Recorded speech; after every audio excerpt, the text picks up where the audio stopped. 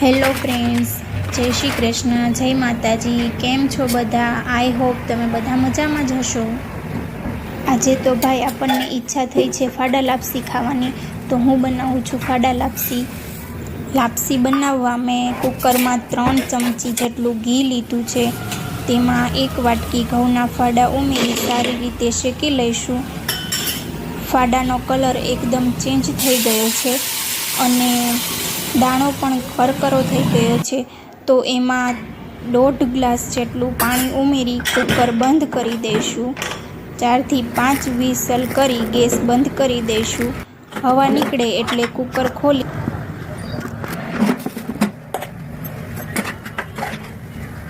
1 વાટકી ખાંડ ઉમેરી થોડી વાર ગેસ પર પાકવા દઈશું। જો મસ્ત ખાંડ ઓગળી ગઈ છે। મારી લાપસી એકદમ લચકાદાર બની ગઈ છે। હવે એમાં થોડા કાજુ બદામના પીસ એડ કરી દઉં। જુઓ ફ્રેન્ડ્સ, મારી લાપસી એકદમ રેડી છે।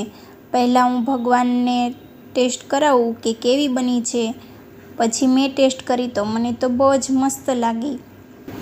તમે આવી રીતે કુકરમાં બનાવો છો કે કડાઈમાં?